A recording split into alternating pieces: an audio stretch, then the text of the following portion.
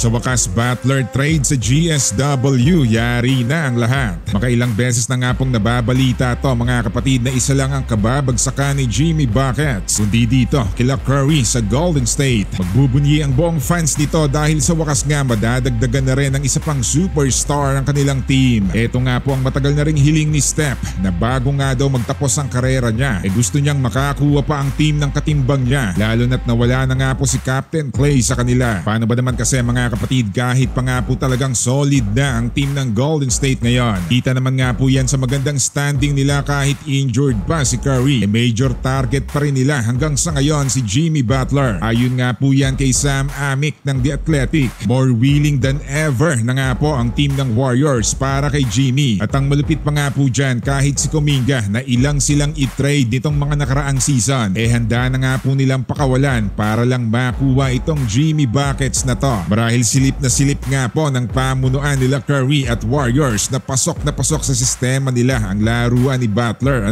Hindi naman sila marahil maghahabol ng ganito kung sa huli walang chemistry pala na mangyayari, di ba? Alam nga po nila ang ginagawa nila sa pagkuha ng manlalaro, kaya madali nilang nababasa kung angkop ba ang isang player sa kanilang sistema. Kaya nga po ang ibang fans nagtataka rin minsan kung bakit parang madali lang sa team ng Warriors na mag-adjust sa mga manlalaro nilang bagong kuha. Katulad nga nila Podziemski, Trayce Jackson, at ngayon naman nahasa na nila si Kuminga na pwedeng magamit na valuable asset sa mga trade. Meron pa nga rin po silang bagong niluluto ngayon, etong si Lindy Waters. Kitang-kita nga po kung gaano nahasa ang batang to. Effective na effective sa mga play nila, kaya kahit walang Curry na naglalaro buhay na buhay pa rin ang Golden State. Halos nawasak na nga po ang samahan nila Jimmy Buckets at Miami nang hindi siya bigyan ng extension itong summer. Kaya ang siste alam na nga po ng lahat kung anong gagawin ni Jimmy Buckets. Natural nga po yan sa mga player dahil alam nga po nila na everything is business sa NBA.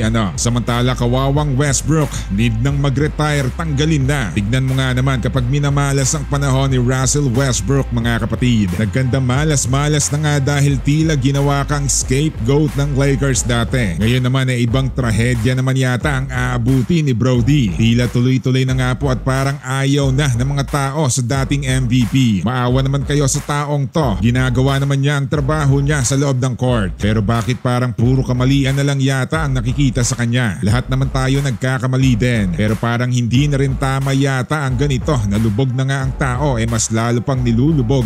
Biruin mo ba naman mga kapatid, mapangahas nga po ang sinabing to ng isang NBA scout na retiro na Westbrook at kailangang ikat na siya ng Nuggets. Hindi nga daw siya marunong sumut ng bola at walang ka-spacing sa loob ng court. At ang malupit pa nga po dyan talagang hinahamon siya ng mga team na i-shoot ang bola kapag siya ang may hawak. Makailang beses na nga pong ginawa sa kanya yan na kapag siya ang may hawak ng bola lumalayo pa ang bantay dahil alam nga nilang walang tira si Westbrook. Para lang siyang kangkarot sa loob ng court na malakas nga ang energy pero hindi naman makontrol ang kamay niya. Kaya ang ending either baldog o baldog pa rin ang jump shot. Hindi na nga daw siya katulad ng dati na maaasahan na kapag nakawala finish na. Sa last 2 games na nilaro niya ngayon disaster nga po para sa Denver dahil 4 points per game lang ang naaambag nito sa katiting na 11.1% na shooting. 2 lang ang naipasok sa 18 tira niya. Tapos isa lang rin ang naipasok niya sa 9 na tira niya sa 3. Aray ko po, talagang babay na malamang si Westbrook.